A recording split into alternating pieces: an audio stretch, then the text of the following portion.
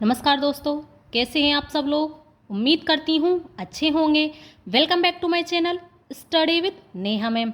आज हम पढ़ने वाले हैं उच्चारण स्थान। आज हम संस्कृत में उच्चारण स्थान पढ़ेंगे, बहुत ही आसान, बहुत ही सरल भाषा में आज हम इनको पढ़ने वाले हैं।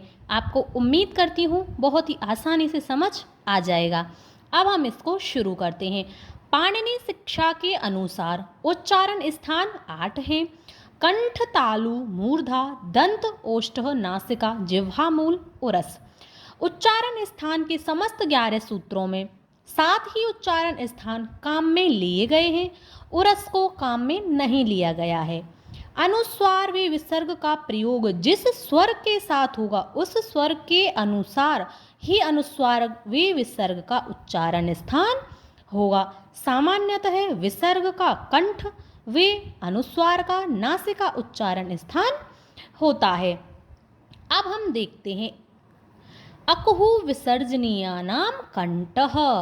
अकहु अ यानी कि आ, कु यानी कि कवर्ग, का खा ग घ अंगः, ह का उच्चारण स्थान कंठ होता है। इनका उच्चारण स्थान कंठ क्यों होता है? जब आप बोलते हो इन शब्दों को क ख, तो आपने महसूस किया होगा कि ये जब आवाज़ आती है तो आपके गले से आती है, यानी कि आपके कंठ से आती है। इसीलिए इनका उच्चारण स्थान कंठ होता है। ये जो सूत्र हैं आपको एक दो बार में ही यह याद हो जाएंगे। एक दो बार इनको लिख करके बोल करके याद कर लेना, आपको बहुत ही आसानी से ये याद हो जाएंगे। अब हम देखते हैं दूसरा सूत्र। इचुए शानाम तालु। ई यानी कि ई बड़ी ई, चू चवर्ग चाचा जाए, ये और शय का उच्चारण स्थान तालु होता है। अब इसका उच्चारण स्थान तालु कैसे होता है? जब आप ई को, चे को, छे को, जय को बोलते हो तो आपने देखा होगा कि आपकी जो जीभ है वह नीचे की तरफ झुकती है, यानी कि आपके तालु को टच करती है। इसीलिए इनका उच्चारण स्थान तालु होता है। ऋटुरषाणाम मूर्धा। री री और री, टू टवर्ग, टाठा डाढ़ा न, र और श का उच्चारण स्थान मूर्धा होता है।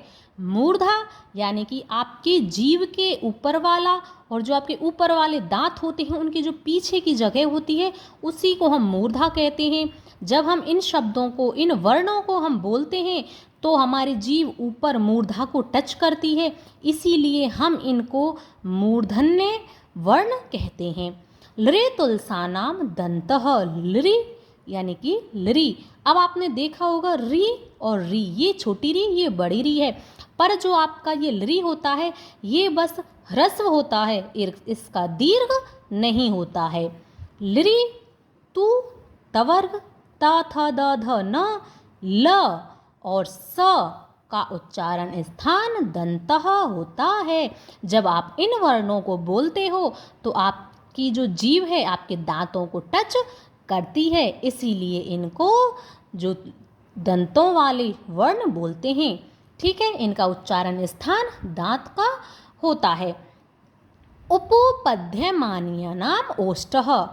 उ छोटा उ, बड़ा उ, पु यानी कि पवर्ग, प फ ब भ म, और उपपद्य मानियानाम यानी कि जो आपके अर्धविसर्ग का सा चिन्ह होता है ये पे और फे के आगे लग जाता है तो ये उपध्यमानीय वर्ण होते हैं। इनका उच्चारण स्थान ओष्ठ होता है। ओष्ठ यानी कि आपके होठ।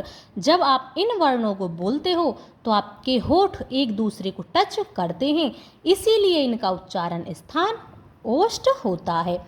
यम गणना नाम नासिका। यम गणना नाम अया म अंगा न का उच्चारण स्थान नासिका होता है, यानी कि इन वर्णों का उच्चारण नाक से होता है। एद्यतो कंठ तालु। एद्यतो ए ऐ का उच्चारण स्थान कंठ तालु होता है। अब देखो इसका उच्चारण दो जगह से होता है, कंठ और तालु। अब इसका उच्चारण स्थान दो जगह से क्यों है ये हम देखते हैं। क्योंकि आपकी जो ए है यह दो वर्णों से मिलकर के बनी है, ए और ई। ए का उच्चारण स्थान होता है कंठ, ई का होता है तालु, तो इसीलिए ए का उच्चारण स्थान हो गया कंठ तालु। अ कंठ ए तालु, एद्यतो कंठ तालु। ठीक है, अब देखो ओद्यतो कंठ ओष्ठम, ओ औ का उच्चारण स्थान कंठ ओष्ठम होता है। इसका भी हम देखते हैं। ओ है जो, ये भी दो वर्णों से मिलकर के बना है, ए और उ। ए का उच्चारण स्थान कंठ, उ का उच्चारण स्थान ओष्ठ, इसलिए ओ का उच्चारण स्थान होगा कंठ ओष्ठ। अ कंठ ओ ओष्ठ कंठोष्ठम। वकारस्य दंतोष्ठम, वे का उच्चारण स्थान दंतोष्ठ होता है। जिह्वा मूलीयस्य जिह्वा मूलम, ये जो अर्ध विसर्ग का सा चिन्ह है, जब यह के और ख के आगे लग जाता है तो ये वर्ण होते हैं आपके जिह्वा मूल, तो इनका उच्चारण स्थान जिह्वा मूल होता है। नासिका अनुस्वारस्य है, अनुस्वार का उच्चारण स्थान नासिका होता है। संस्कृत इसीलिए बहुत ही आसान, बहुत ही सरल है कि इसमें सब कुछ आपको सूत्रों के अनुसार याद हो जाता है। यदि आप सूत्रों को अच्छे से इनको देख लेते हो तो आपको इन शब्दों को समझने की इतनी ज़रूरत नहीं होती है, क्योंकि आप ये सूत्र ही आपको सब कुछ बता देते हैं। इसीलिए संस्कृत बहुत आसान है, बस आपको इसके सूत्रों को समझने की आवश्यकता होती है। अब देखो दो उच्चारण स्थान वाले वर्ण 10 हैं, जैसे अंग, अया, न, म, ए, आई, ओ, औ और वे। ये आपके दो उच्चारण स्थान वाले हैं, यानी कि इनका उच्चारण दो जगह से होता है। इनका कंठ से भी होता है और नासिका से भी होता है। इनका एद्यतो कंठतालु, ओद्यतो कंठोष्ठम और व यानी कि बकारस्य दंतोष्ठतम। ठीक है, ये थे आपके उच्चारण स्थान। मैंने बहुत ही आसान, बहुत ही सरल तरीके से आपको करा दिए हैं। उम्मीद करती हूँ आपको पसंद आए होंगे। एक दो बार इनका रिवीजन करें, रिवीजन ज़रूर करें। जब तक आप इनका रिवीजन नहीं करोगे आपको ये याद नहीं होंगे। इनको सूत्रों को लिख करके याद कर लेना, बोल करके याद कर लेना, आपको बहुत ही अच्छे से ये याद हो जाएंगी। ये सूत्र बहुत ही आसान है। यदि आपने एक सूत्र याद कर लिया तो आपको इनका ये उच्चारण स्थान वाले ये जो वर्ण है इनका पता इसी में चल जाएगा। ठीक है, उम्मीद करती हूँ वीडियो पसंद आया होगा। वीडियो पसंद आया हो तो लाइक करें, शेयर करें, चैनल को सब्सक्राइब ज़रूर करें, और थोड़ा सा भी पढ़ाने का तरीका अच्छा लगा हो तो अच्छे अच्छे कमेंट्स करें। धन्यवाद।